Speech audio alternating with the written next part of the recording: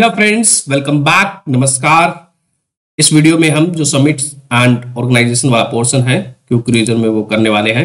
IR का ये हमारा सेकंड वीडियो है। ठीक है, let us start. First topic है वो हमारा है UN ocean conference 2022। United nation ocean conference 2022 ये कहाँ पे हुई थी? It was held at Lisbon में हुई थी। लिस्बन कहाँ पे है? पुर्तगाल में है। ठीक है, इसको ऑर्गेनाइज किसने किया था?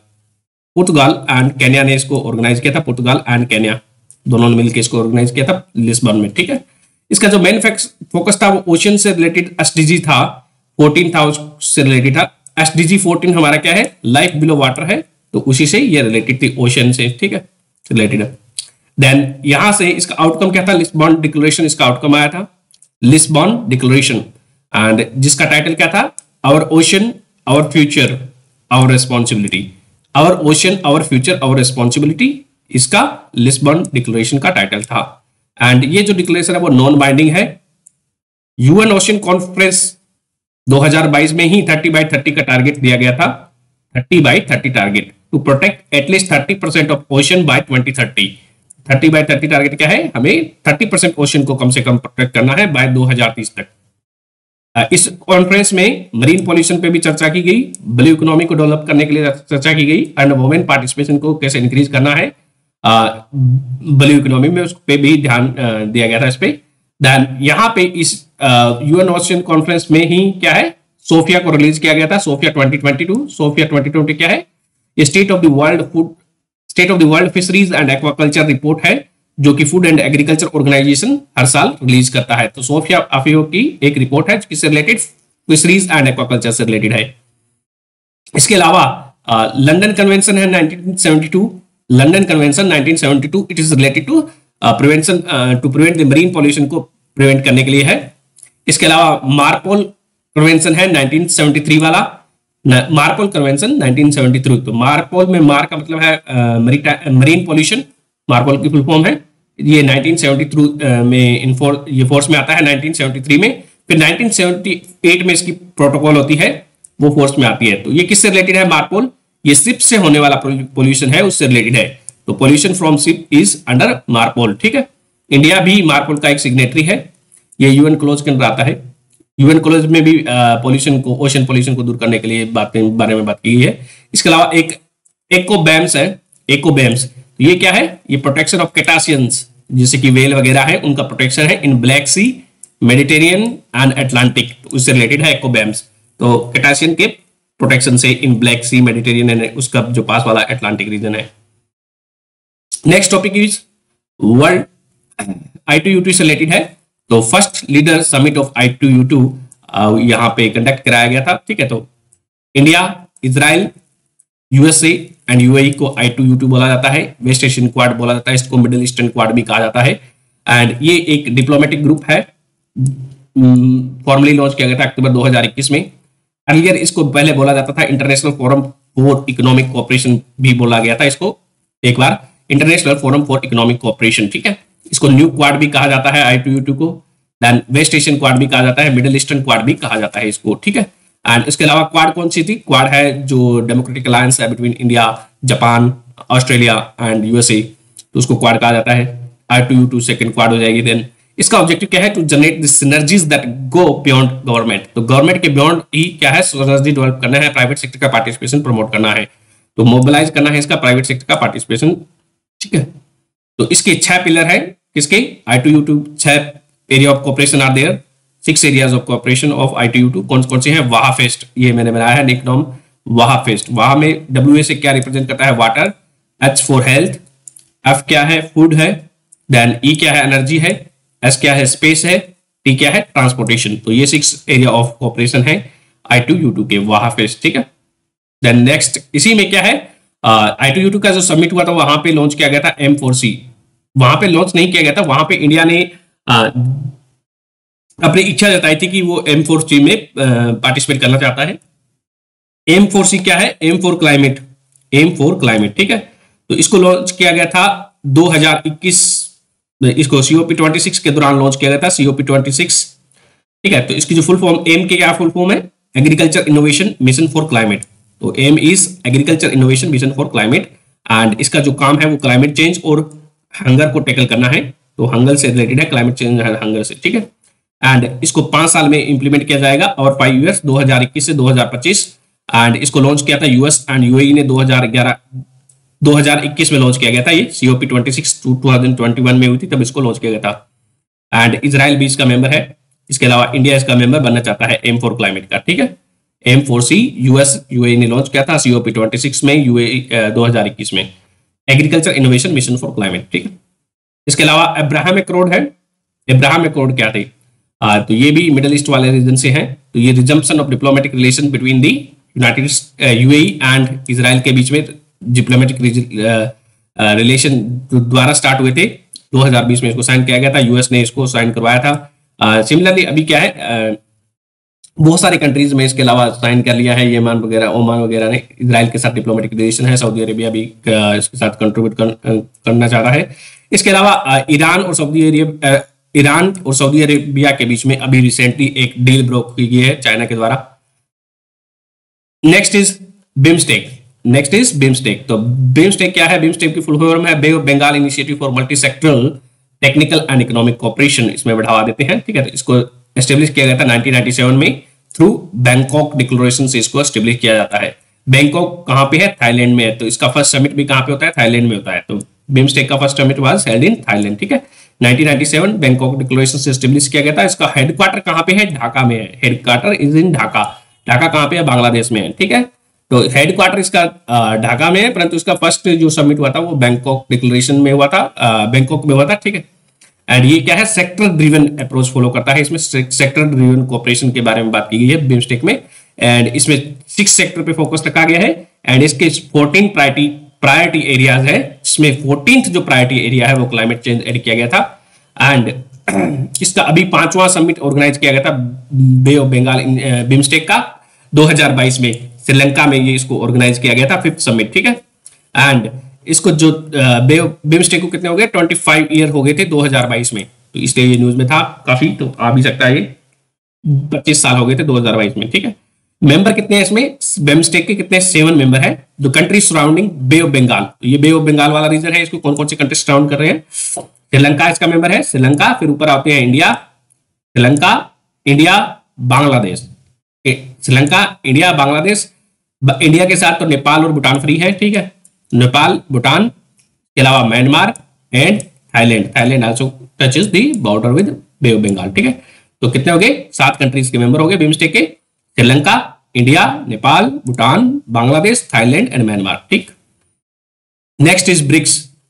तो ब्रिक्स है क्या है? Brazil, Russia. ब्रिक्स की मेंबरशिप सभी पता होगी। ये तो Brazil, Russia, India, China and South Africa. ये इमर्जिंग इकोनॉमीज का ग्रुप है जो कि रिप्रेजेंट करता है 41% वर्ल्ड पॉपुलेशन को रिप्रेजेंट करता है। 24% है ये वर्ल्ड जीडीपी को रिप्रेजेंट करता है। हेडक्वार्टर कहां पे है ब्रिक्स का? संघाई में हेडक्वार्टर है, चाइना में, ठीक है। इसका रिसेंटली 14th समिट ऑर्गेनाइज किया गया था चाइना में, ठीक है। चाइना में ही इसका अभी 14th समिट हुआ था। एंड जहां पे क्या है? बीजिंग डिक्लेरेशन दी जाती है, ठीक है। बीजिंग में 14th समिट होता है इसका। एंड उस बीजिंग डिक्लेरेशन में ये कहा जाता है कि वो कंट्रीज हैं, ब्रिक्स कंट्री, वो एक साथ काम करेंगे कोविड-19 से निपटने के लिए, ठीक है। एंड इसके अलावा जो इकोनॉमिक रिकवरी है उस पे भी क्या है? वो लोग एक दूसरे के साथ मिलकर काम करेंगे, ब्रिक्स कंट्रीज, ठीक है। यहाँ पे ब्रिक्स में ये सपोर्ट किया था कि ब्रिक्स कंट्रीज सपोर्ट करते हैं WHO की कोवैक्स फैसिलिटी थी, उसको सपोर्ट करते हैं। कोविड वैक्सीन असेस फैसिलिटी है WHO की। उसके अलावा एक्ट एक्सेलरेटर असेस टू कोविड-19 टूल है WHO का, उसको भी ये सपोर्ट करते हैं ब्रिक्स कंट्री, ठीक है। एंड तो यहाँ पे इकोनॉमिक रिकवरी को कैसे बीजिंग डिक्लेरेशन में कहा गया है कि इकोनॉमिक रिकवरी को एक साथ मिलकर काम करेंगे। इकोनॉमिक रिकवरी के लिए कोविड-19 के बाद में कैसे करेंगे, उसके लिए ब्रिक इकोनॉमिक्स पार्टनरशिप 2025 लॉन्च की गई है। ब्रिक इकोनॉमिक पार्टनरशिप 2025 लॉन्च की गई है। इसके अलावा डिजिटल इकोनॉमिक वर्किंग ग्रुप बनाया गया है ब्रिक्स के अंदर, डिजिटल इकोनॉमिक वर्किंग ग्रुप, जिसने इसको ई कॉमर्स वाला जो ग्रुप वर्किंग ग्रुप था उसको रिप्लेस करके डिजिटल इकोनॉमिक वर्किंग ग्रुप बना दिया गया है, ठीक है। एंड ब्रिक्स का 2014 में फोर्टालेजा ब्राजील में समिट होता है, वहां से फोर्टालेजा डिक्लेरेशन आती है 2014 में ब्रिक्स की। एंड तब ये अनाउंस किया जाता है कि ब्रिक्स का एक नया न्यू डेवलपमेंट बैंक बनाया जाएगा। तो न्यू डेवलपमेंट बैंक का जो इनिशियल पेड अप कैपिटल है वो कितनी है? $100 बिलियन है, $100 बिलियन है। एंड न्यू डेवलपमेंट बैंक का हेडक्वार्टर कहां पे है? संघाई में है। एंड ये इसने अभी रिसेंटली काम करना भी शुरू कर दिया है। एंड तो यहाँ पे जो 2014 वाला समिट था उसमें न्यू डेवलपमेंट बैंक में क्या है, सारों का इक्वल शेयर है, सारे कंट्री का 5 का इक्वल शेयर है। एंड जो यहाँ पे जो ब्रिक्स 2014 समिट था वहां पे ये कहा गया था कि ब्रिक्स कंट्री है वो उनकी एक्सपोर्ट क्रेडिट एजेंसी है कंट्रीज की, वो उनको बेस में भी क्या है कोऑपरेशन को बढ़ावा दिया जाएगा। ब्राजील की एक्सपोर्ट क्रेडिट एजेंसी का नाम क्या है, एबीजीएफ है, एबीजीएफ। रशिया की एक्सपोर्ट क्रेडिट एजेंसी का नाम क्या है, एक्सजीआर है, एक्सजीएआर, ठीक है। इंडिया की कौन सी है, export credit guarantee council of India है। देन साउथ अफ्रीका की है ईसीआईसी। साइनोश्योर है, साइनोश्योर चाइना की है, ठीक है, तो साइनो से चाइना है, साइनोश्योर, ठीक है। एंड अभी क्या है, ईरान और अर्जेंटीना ने अप्लाई किया है ब्रिक्स का मेंबरशिप लेने के लिए। ईरान और अर्जेंटीना ने अप्लाई किया है, वो मेंबर नहीं बने हैं, ठीक है, अप्लाई किया है। सॉरी। देन ब्रिक्स प्लस क्या है, ब्रिक्स प्लस यहाँ पे जो समिट हुआ था बीजिंग में, वहां पे कुछ कंट्रीज इनवाइट किए गए थे। कौन कौन से, यूएसए नहीं है, यूएई है, Saudi Arabia, Egypt, UAE, Saudi Arabia, Egypt, Kazakhstan, Thailand, Indonesia, Argentina, Nigeria and Senegal. तो ये डेवलपिंग कंट्रीज है, इनको भी इनवाइट किया गया था ब्रिक्स समिट में। एक बार और देखते हैं ब्रिक्स प्लस में कौन कौन से जाएंगे, UAE, Saudi Arabia, Egypt, Kazakhstan, Thailand, Indonesia, Argentina, Nigeria and Senegal plus 5 countries BRICS वाले, ठीक है, ये ब्रिक्स प्लस का हिस्सा होंगे। इनको नेक्स्ट इज G7। तो 1973 का ऑयल क्राइसिस आता है, 1973 ऑयल क्राइसिस आता है, उसके बाद में 1975 में G7 को एस्टेब्लिश किया जाता है। G7 कंट्रीज कौन से हैं, वर्ल्ड के इंडस्ट्रियलाइज कंट्री है, ठीक है, तो ये इंडस्ट्रियलाइज कंट्री है। एंड ये इसका कोई भी ट्रीटी बेस्ड ऑर्गेनाइजेशन नहीं है, G7 is not a treaty based organisation, नहीं इसका कोई परमानेंट सेक्रेटरिएट या फिर हेडक्वार्टर है। G7 का कोई परमानेंट सेक्रेटरी भी नहीं है, हेडक्वार्टर भी नहीं है, ठीक है। इसका एजेंडा होता है वो प्रेसिडाइजिंग कंट्री होता है, प्रेसिडाइजिंग कंट्री होता है, वो हर एक साल उसका अलग अलग प्रेसिडेंट होता है, ठीक है, हर एक कंट्री होस्ट करता है अलग अलग, तो उसमें जो प्रेसिडाइजिंग नेशन होता है वो इसका एजेंडा सेट करता है। इसका जो आउटकम्स होता है नॉन बाइंडिंग होते हैं G7 के आउटकम्स। एंड तो G7 में देखो 1998 में रशिया को इसमें इंडक्ट किया जाता है, तब ये G8 बन जाता है 1998 में। फिर 2014 में रशिया को ये लोग निकाल देते हैं, ठीक है, तो रशिया को लात मार के बाहर कर दिया जाता है 2014 में, जब रशिया क्रीमिया को अनेक्स कर लेता है, तब यहां से G7 उसको निकाल देता है, ठीक है। अभी G7 में कौन कौन से कंट्रीज है, यूएस है, कनाडा है, यूके है, US, Canada, UK, France, Germany, Italy. तो 3 ये हो गए, यूके, फ्रांस, जर्मनी, इटली, यानी कि ये यूरोपियन नेशन हो गए, ये नॉर्थ अमेरिका वाले कंट्री हो गए। एशिया से कौन है, जापान है, ठीक है। तो इसको याद भी रखा जाता है trick, juice GF, juice to GF, ठीक है, एंड इसको याद रखा है। तो जूस जे से जापान, यू से यूके, यू से यूएस, आई से इटली, सी से कनाडा एंड जी से जर्मनी एंड एफ से फ्रांस, ठीक है, G7 कंट्रीज, ठीक है। G7 का एक इनिशिएटिव था build back better. G7 country ने बिल्ड बैक बेटर कोविड के बाद में बनाने की, इंफ्रास्ट्रक्चर को डेवलप करने की कोशिश की थी बिल्ड बैक बेटर के रूप में, ठीक है। उसको फिर रीब्रांड कर दिया गया था, अभी रिसेंटली उसको दोबारा लॉन्च किया गया था रीब्रांडिंग करके PGII की फॉर्म में। PGII क्या है, partnership for global infrastructure and investment. तो PGII is partnership for global infrastructure and investment. इसको लॉन्च किया गया था, 47 समिट था G7 का, उसमें इसको लॉन्च किया गया है 47 समिट में। इसका काम क्या है, to mobilise partnership for global infrastructure and investment है। तो इसमें इंफ्रास्ट्रक्चर, ग्लोबल इंफ्रास्ट्रक्चर एंड के लिए इन्वेस्टमेंट को प्रमोट करेगी ये, ठीक है। जिसका काम क्या है, 600, इसका मेन ऑब्जेक्टिव है to mobilise $600 billion in next 5 year, अगले 5 साल में। इसको 2021 में लॉन्च किया गया था, तब इसमें अगले 5 साल में $600 बिलियन को इसको मोबिलाइज करने का लक्ष्य रखा गया था, $600 billion to fulfil the investment gap जो एग्जिस्ट करता है उसको, ठीक है। एंड इसके 4 पिलर है, PGII पार्टनरशिप फॉर जो ग्लोबल इंफ्रास्ट्रक्चर एंड इन्वेस्टमेंट है, इसके 4 पिलर कौन कौन से हो जाएंगे, climate and energy security, digital connectivity को बढ़ावा देना है, gender equality and equity, and 4th is health. तो इसके 4 पिलर कौन कौन से हो गए, climate, digital connectivity, gender equality and health, ठीक है। एंड इसका जो 48 समिट हुआ है, रिसेंटली हुआ था 48, तो ये PGII कौन से समिट में लॉन्च की गई थी, 47 समिट में लॉन्च की गई थी G7 के।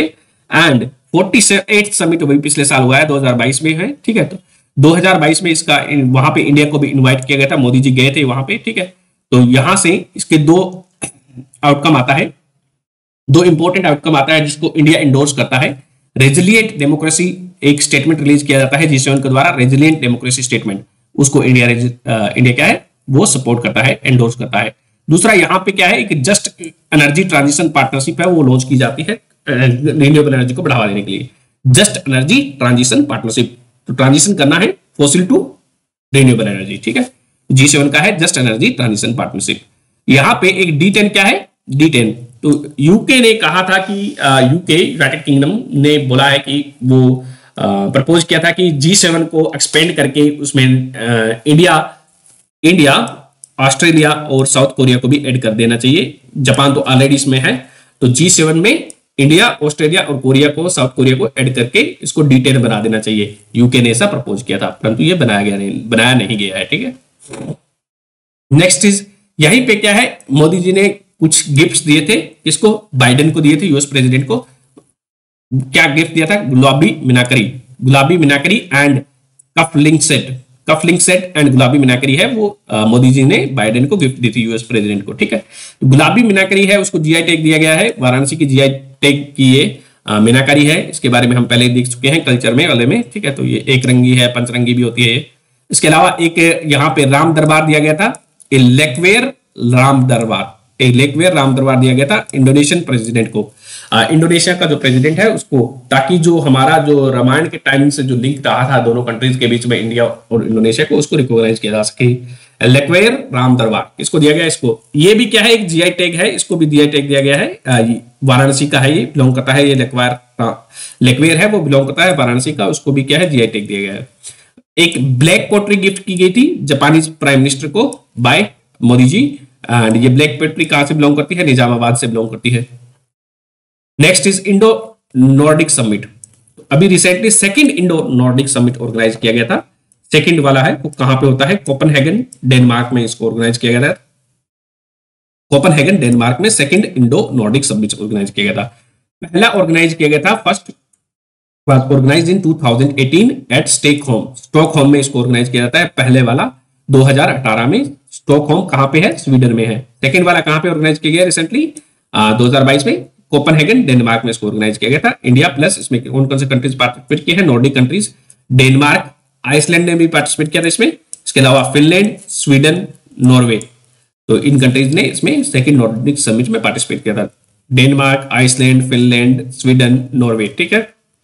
दिवाली क्या है, नेक्स्ट इज दिवाली। तो दिवाली क्या था, ये Dutch India water alliance for leadership initiative. तो ये डच और इंडिया के बीच में, नीदरलैंड और इंडिया के बीच में वाटर अलायंस है फॉर लीडरशिप इनिशिएटिव के लिए। यहाँ पे वो वाटर से रिलेटेड है, चैलेंजेस है उनको एड्रेस करना चाहते हैं दिवाली में इंडिया और डच, ठीक है। Then next is green strategic partnership हमने साइन की थी किसके साथ, डेनमार्क के साथ, ठीक है। एंड तो ग्रीन स्ट्रेटेजिक पार्टनरशिप हमने साइन की है इंडिया एंड डेनमार्क के। तो इसमें क्या है, ग्रीन इकोनॉमी में, ग्रीन एनर्जी में हम R&D इन्वेस्टमेंट को बढ़ावा देना चाहते हैं।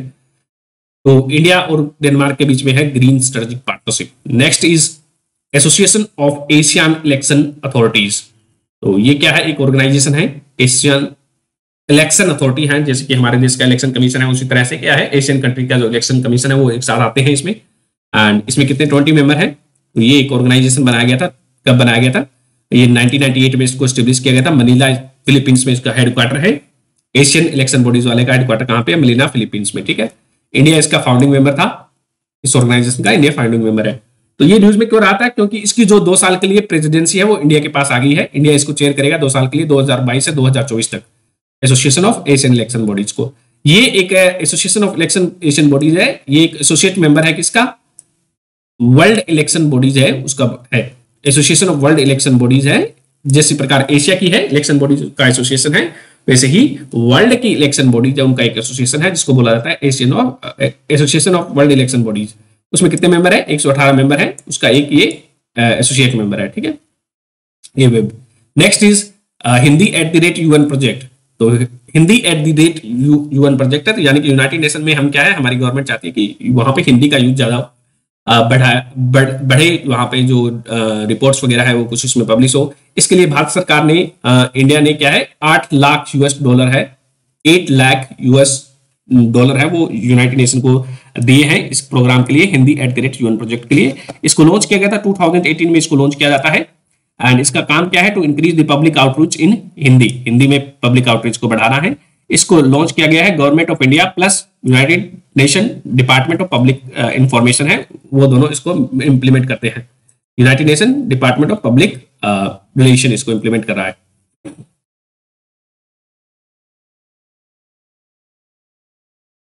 एक minute please. Next is official language of United nation. Hindi official language नहीं है यूनाइटेड नेशन की। कौन कौन सी ऑफिशियल लैंग्वेज है यूनाइटेड नेशन की? अरेबिक है, चाइनीज है, इंग्लिश है। Arabic, Chinese, English, French, Russian and Spanish. तो ये 6 लैंग्वेज हैं जो कि ऑफिशियल लैंग्वेज है यूनाइटेड नेशन की। कौन कौन सी?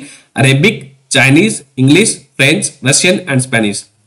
इसके अलावा वर्किंग लैंग्वेज कौन कौन सी है यूनाइटेड नेशन सेक्रेटरिएट की? यूनाइटेड नेशन सेक्रेटरिएट है उसकी वर्किंग लैंग्वेज 2 है, इंग्लिश एंड फ्रेंच। ठीक है, English and French. What is the process to recognise official language at United Nation? उसमें यूनाइटेड नेशन जनरल असेंबली जो पास करती है रेजोल्यूशन को, उसको 2/3 मेंबर उसको क्या है पक्ष में वोट करने चाहिए, तब ये उसको किसी भी लैंग्वेज को ऑफिशियल लैंग्वेज रिकॉग्नाइज किया जाता है।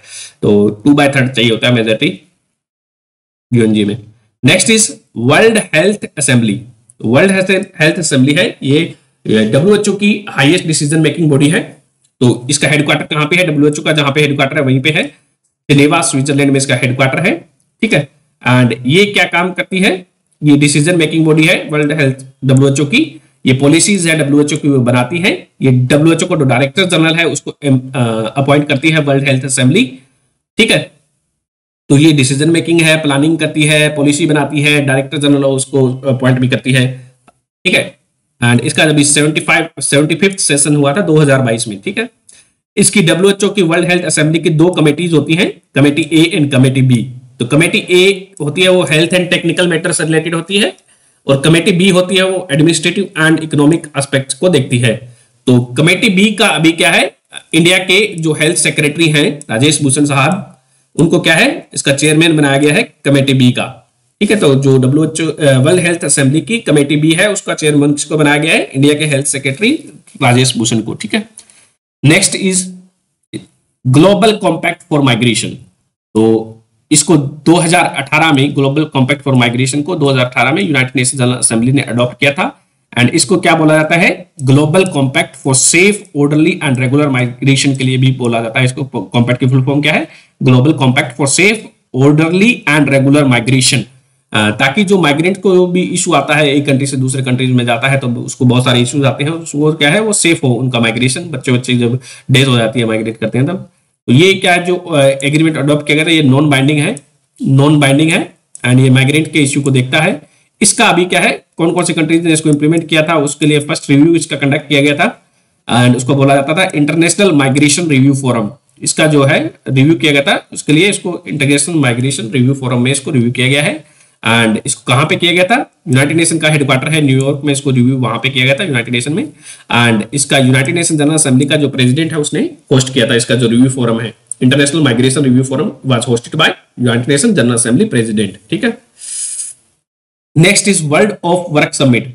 तो वर्ल्ड ऑफ वर्क समिट है वो को किसने ऑर्गेनाइज किया है? इसको ऑर्गेनाइज किया गया है इंटरनेशनल लेबर कॉन्फ्रेंस। तो इंटरनेशनल लेबर कॉन्फ्रेंस क्या है?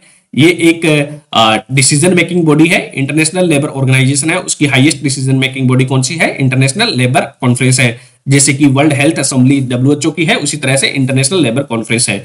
इंटरनेशनल लेबर कॉन्फ्रेंस को क्या बोला जाता है? इंटरनेशनल पार्लियामेंट ऑफ लेबर भी कहा जाता है। इंटरनेशनल लेबर कॉन्फ्रेंस को इंटरनेशनल पार्लियामेंट ऑफ लेबर भी कहा जाता है। ठीक है, इंटरनेशनल लेबर ऑर्गेनाइजेशन कब बना था? 1919 में इसको बनाया गया था। 1919 में ट्रीटी ऑफ वर्साइल से इसका निर्माण होता है, ILO का बनाया जाता है। ठीक है, एंड तो इंडिया भी इसका एक फाउंडिंग मेंबर है। ये ILO है वो किसके अंडर काम करता है? ILO की जो पेरेंट बॉडी है वो कौन सी है? UN इकोसोक है, United nation economic and social council. And ये पार्ट है, ILO किसका पार्ट है? ILO is also part of United nation development group का हिस्सा है। इसके अलावा ये इसकी जो पेरेंट ऑर्गेनाइजेशन कौन सा है? UN इकोसोक है। ठीक है, एंड ILO क्या है? ये ट्राईपार्टेट ऑर्गेनाइजेशन है। ट्राईपार्टेट मतलब ये government, employees, employer and worker, इन तीनों का इनके तीनों को रिप्रेजेंट करता है government, employer as well as worker, ठीक है। यानी कि मालिक के नीचे काम करने वाले और गवर्नमेंट, तीनों के बीच का एक ऑर्गेनाइजेशन है, ठीक है। आईएलओ का हेडक्वार्टर कहां पे है? जिनेवा स्विट्जरलैंड में इसका हेडक्वार्टर है। एंड इसके कितने मेंबर हैं? 187 इसके मेंबर हैं, जिसमें से 160 क्या है? कंट्रीज है, प्लस इसमें एक टेरिटरी है कुक आइलैंड प्लस 187 इसके 186 कंट्रीज के मेंबर है। इसके अलावा ये वर्क एंड वेजेस रिपोर्ट भी पब्लिश करता है आईएलओ। इसके अलावा 8 इसकी कन्वेंशन है, उसके बारे में आप देख लीजिएगा। कन्वेंशन 138 है, वो किससे रिलेटेड है वगैरह वगैरह, ये पूछा जा चुका है पहले भी। Next is major economic forum on energy and climate. Major economy forum on energy and climate, ये इसको ऑर्गेनाइज कराया गया था, इसको होस्ट किया था यूनाइटेड स्टेट्स के जो प्रेसिडेंट है उसके द्वारा इसको होस्ट किया गया था। Major economy forum on energy and climate, ठीक है।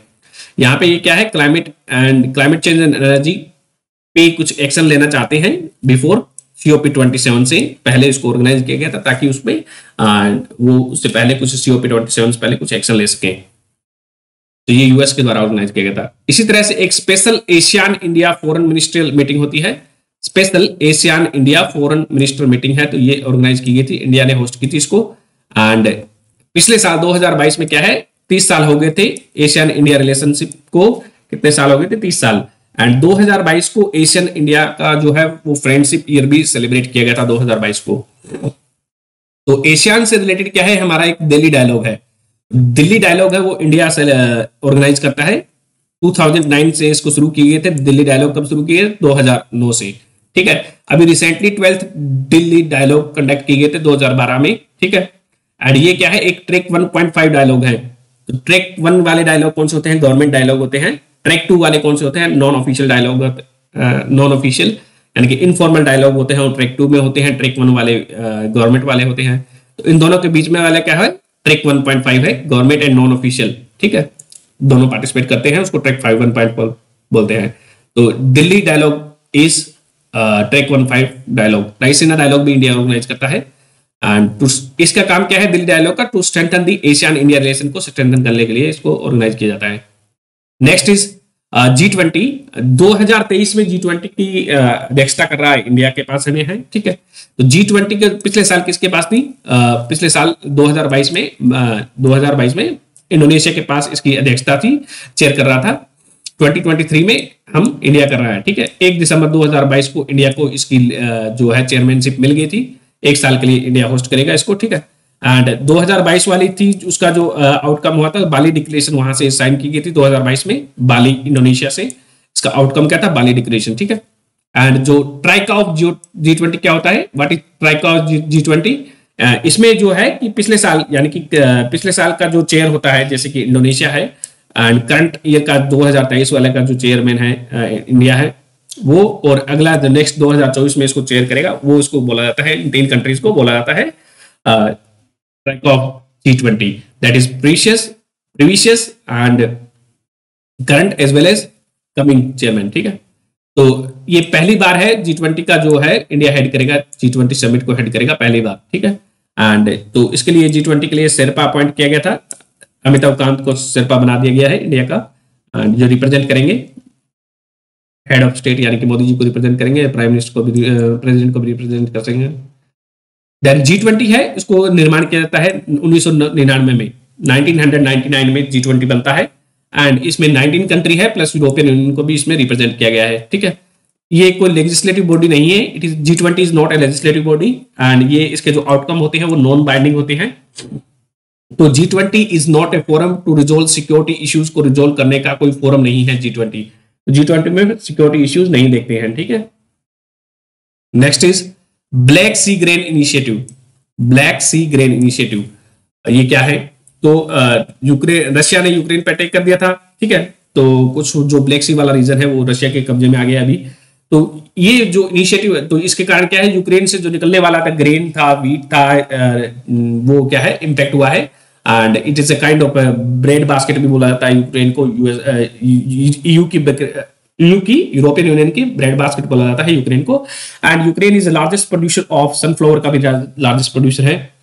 उसके अलावा वीट भी काफी ज्यादा मात्रा में यूक्रेन में प्रोड्यूस किया जाता है, तो उसको एक्सपोर्ट करना काफी मुश्किल हो गया था उनके लिए। तो इसलिए क्या है, टर्की और यूनाइटेड नेशन ने क्या है, टर्की और यूनाइटेड नेशन के ने ब्रोकर कराई है, रशिया और यूक्रेन के बीच में एक डील हुई थी कि रशिया अलाउ करेगा 3 पोर्ट्स हैं, रशिया ब्लैक सी की 3 पोर्ट से अलाउ कर देगा, यूक्रेन से जो ग्रेन है उसको एक्सपोर्ट किया जाएगा, ठीक है। तो Russia has agreed to allow export of Ukrainian grain from Black Sea port. तो इसमें 3 पोर्ट्स कौन कौन सी हैं वो आप मेरे को बताओगे, ठीक है, कमेंट बॉक्स में। एंड इसको जो है ब्लैक सी ग्रीन इनिशिएटिव को ब्रोकर किया गया किसके द्वारा, यूनाइटेड नेशन प्लस टर्की के द्वारा। Next is ASEAN India summit. ASEAN और इंडिया के बीच में एक समिट ऑर्गेनाइज किया गया था, ठीक है। तो ये 19 समिट है, अभी पिछले साल ऑर्गेनाइज किया गया था। देन ये एनुअली होता है, एशियान और इंडिया के बीच में जो समिट होता है वो हर साल होता है। तो एशियान के साथ हमारी जो 2012 में हमने स्ट्रेटेजिक पार्टनरशिप साइन की थी, फिर उसको हमने क्या है अपग्रेड करके 2022 में क्या कर दिया गया है, कॉम्प्रिहेंसिव स्ट्रेटेजिक पार्टनर बन गया है हमारा एशियान। एशियन क्या है हमारा 2022 से कॉम्प्रिहेंसिव स्ट्रेटेजिक पार्टनर बन गया है, ठीक है। एंड ये 19th एशियन इंडिया जो समिट हुआ था वो कहां पे हुआ था, कंबोडिया में हुआ था, पोनम पेन सिटी है वहां पे इसको ऑर्गेनाइज किया गया था, ठीक है। एंड एशियन का जो इंडो पैसिफिक इनिशिएटिव है उसका क्या नाम है, Asian outlook for Indo Pacific बोला जाता है। उसमें एशियन सेंट्रलिटी के बारे में बात करते हैं वो लोग कि इंडो पैसिफिक रीजन में, उसमें Asian outlook for Indo Pacific है। सिमिलरली इंडिया का क्या है, इंडो पैसिफिक के लिए क्या इनिशिएटिव है, Indo Pacific open initiative, ocean initiative, Indo Pacific ocean initiative India का है।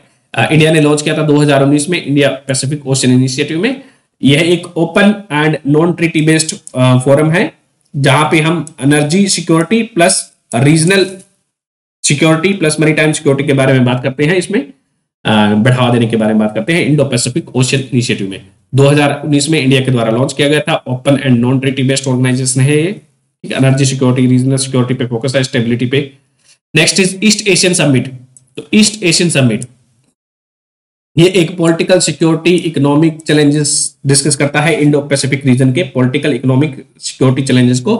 एंड अभी रिसेंटली क्या है 17th east Asia summit conduct कराया गया था 2022 में, एशियान के साइडलाइन में ही होता है ये, ठीक है। तो इसमें कितने मेंबर पार्टिसिपेट करते हैं ईस्ट एशियन समिट में, 18 मेंबर पार्टिसिपेट करते हैं, 10 मेंबर प्लस 8 जो डायलॉग पार्टनर है एशियान के वो उसमें पार्टिसिपेट करते हैं। एशियान के 10 कंट्री तो सबको पता ही होगा। देन एशियान प्लस जो इसके साथ 8 डायलॉग पार्टनर कौन कौन से हैं एशियान के, Japan, China, south Korea, Russia, New Zealand, Australia, USA and India. ये क्या है 8 डायलॉग पार्टनर है एशियान के, ठीक है। ऊपर वाले 3 हैं Japan, China and south Korea को इनको +3 भी कहा जाता है। ये 3 प्लस एशियान मिला के प्लस ऊपर वाले 3 मिला दोगे तो एशियान +3 बन जाएगा। एशियान +8 कब बनेगा, जब ये सारे के सारे मिला दोगे तब, ठीक है। तो ये ईस्ट एशिया समिट में क्या है, एशियन +8 ये कंट्रीज हैं वो पार्टिसिपेट करते हैं, ठीक है। उसके अलावा एशियन डिफेंस मिनिस्टर मीटिंग पहली बार कब हुई थी, एशियन डिफेंस मिनिस्टर मीटिंग जिसको बोला जाता है ADDM, ये 2006 में पहली बार हुई थी। इसमें 10 एशियन कंट्रीज ने पार्टिसिपेट किया था। इसका काम क्या था, एशियन कंट्री के बीच में आपस में क्या है म्यूचुअल ट्रस्ट को बढ़ावा देना, उनके बीच में आपस में कोऑपरेशन को बढ़ावा देना, ठीक है। एंड एशियन को बनाया गया था, कौन सी डिक्लेरेशन से बनाया गया एशियन को, मेरे को बताओगे आप। देन बैंकॉक डिक्लेरेशन से बनाया गया है, कोई और है। ADDM प्लस क्या है, ADDM प्लस में क्या है, एशियन +8 जो डायलॉग कंट्रीज हैं उनके डिफेंस मिनिस्टर मीट करते हैं इसमें। इसको ADDM को अपग्रेड कर दिया गया था 2010 में। ADDM कब आता है 2006 में। उसमें क्या है एशियन के डिफेंस मिनिस्टर मिल रहे थे। ADDM प्लस में क्या है, एशियन प्लस उनके 8 डायलॉग पार्टनर है, उनके जो डिफेंस मिनिस्टर है वो मीट करते हैं। 2010 में इसको अपग्रेड किया गया था। Next topic is China Indian ocean regional forum. तो इंडियन ओशियन में इंडिया का बहुत सारे इनिशिएटिव लिए गए हैं। इंडिया काफी स्ट्रॉन्ग है, तो इंडिया को काउंटर करने के लिए इंडियन ओशियन में चाइना ने ये इनिशिएटिव लिया है। China Indian ocean regional forum organise किया गया था पहली बार चाइना के द्वारा। यहाँ पे 19 कंट्रीज ने इसमें पार्टिसिपेट किया था, China Indian ocean regional forum, and it was organised by China International Development Cooperation Agency है। चाइना की एक China International Development Cooperation Agency है जो कि पार्ट है चाइनीज की फॉरेन मिनिस्ट्री है, उसका हिस्सा है, उसने उसको ऑर्गेनाइज किया है इसको। एंड इस जो Chinese Indian ocean region summit था, इसका जो थीम थी क्या थी, शेयर डेवलपमेंट इसकी थीम थी। इसका काम क्या है, इसका मेन काम था कि to counter India's influence in Indian ocean region में इंडिया के इन्फ्लुएंस को काउंटर करने के लिए, ठीक है। एंड चाइना ने यहाँ पे इस समिट में क्या है एक चीज प्रपोज की थी, marine disaster prevention and mitigation cooperation है, वो चाइना ने प्रपोज किया था इस समिट में। ये पहला ऐसा समिट है, पहला समिट ऑर्गेनाइज किया गया था 2022 में चाइना के द्वारा, China India ocean regional forum first, ठीक है। यहाँ पे चाइना ने प्रपोज किया था marine disaster prevention and mitigation cooperation, and उसके लिए चाइना ने प्रपोज किया था वो इसके लिए पैसे भी देगा इसके कोऑपरेशन को बनाने के लिए, कुछ इंस्टीट्यूशन मैकेनिज्म के लिए। Next is Indian Ocean Rim Association. Indian Ocean Rim Association कब बनता है, ये बनता है 1997 में। इसको बनाया जाता है, एक इंटर गवर्नमेंट ऑर्गेनाइजेशन है जो कि जिसमें क्या है इंडियन ओशन वाले कंट्रीज पार्टिसिपेट करते हैं। एंड इसने रिप्लेस किया था इंडियन ओशन रीजन ARC को, इसने रिप्लेस किया था। एंड इसका जो इंडियन ओशन रिम एसोसिएशन का सेक्रेटरिएट कहाँ पे है, इसका सेक्रेटरिएट या फिर हेडक्वार्टर है वो है मॉरिशस में, इसका हेडक्वार्टर है। इसमें इंडियन ओशन रीजन में कितने मेंबर हैं, 23 मेंबर्स आर देयर, जिसमें से इसके 9 डायलॉग पार्टनर हैं, इसके 9 डायलॉग पार्टनर हैं। चाइना इसका क्या है, मेंबर नहीं है, चाइना इसका डायलॉग पार्टनर है, ठीक है। China is the dialogue partner of Indian Ocean Rim Association, ठीक है। इसीलिए चाइना ने अपना एक अलग से China Indian Ocean region forum organise कर दिया, ठीक है। इसका ऑब्जेक्टिव क्या है, इंडियन ओशन रीजन एसोसिएशन का ऑब्जेक्टिव है ग्रोथ को बढ़ावा देना है। इंडियन ओशन रीजन वाले जो कंट्रीज है उनकी ग्रोथ को बढ़ावा देना है, लिटरल जो कंट्रीज है उनके ग्रोथ को बढ़ावा देना है, उनका जो ट्रेड बैरियर को कम करना है, ब्लू इकोनॉमी को बढ़ावा देना है, पार्टिसिपेशन को इंक्रीज करना है, सिक्योरिटी को, मैरीटाइम सिक्योरिटी को, ये सारे जो इनिशिएटिव इसके पार्ट होते हुए। Next topic is financial action task force. तो फाइनेंशियल एक्शन टास्क फोर्स का निर्माण किया जाता है 1989 में, ठीक है। तो इसके अभी नए प्रेसिडेंट बनाए गए हैं टी राजा कुमार। टी राजा कुमार ये इंडियन नहीं है, सिंगापुर के रेजिडेंट है। तो Singapore citizen T Raja Kumar को बना दिया गया है FATF का नया प्रेसिडेंट 2 साल के लिए, ठीक है। पिछले साल बनाया गया था इसको। तो FATF क्या है, financial action task force is global money laundering and terror financing watchdog है, ये global money laundering and terror financing watchdog, ठीक है। इसमें 37 मेंबर है, FATF में 37 मेंबर है।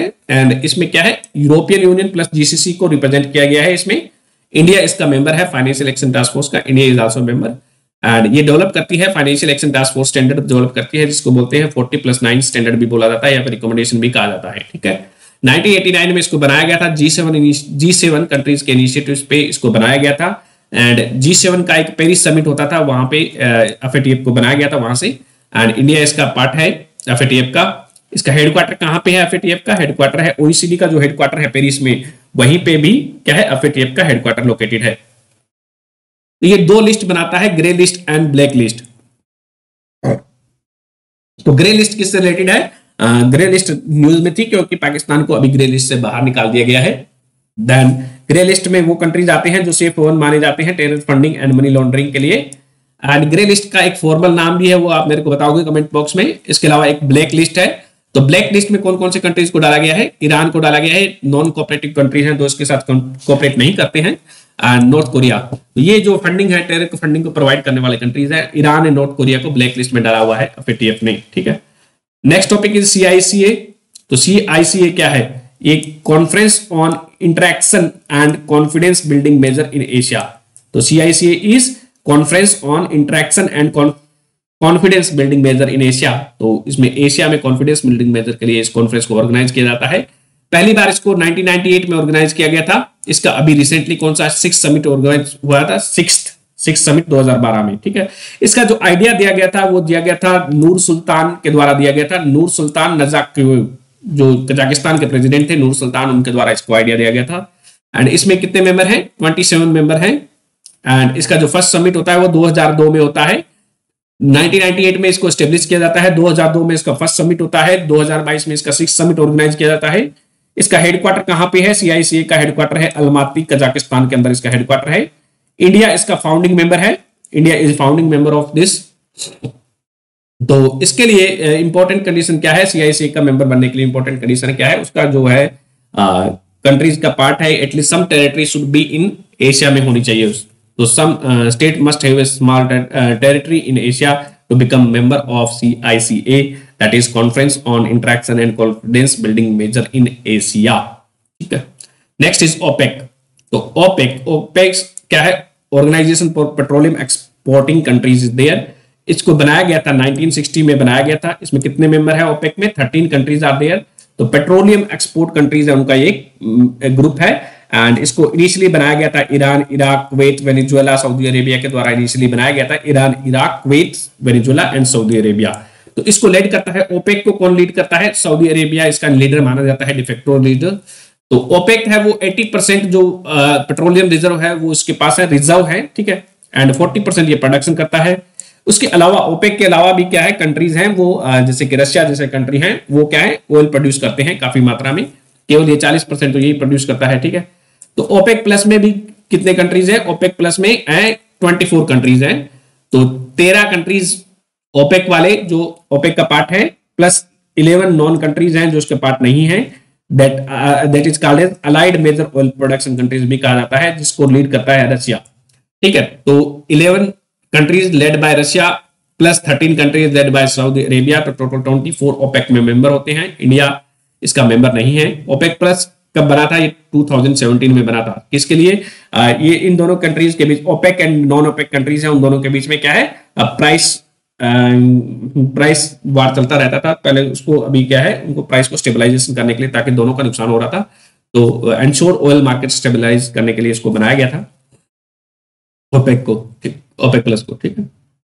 इन कंट्रीज आप देख सकते हो अलग से। तो ये हमारा पार्ट कंप्लीट होता है, जो रीजन वाला पार्ट पूरा कंप्लीट हो गया है। धन्यवाद।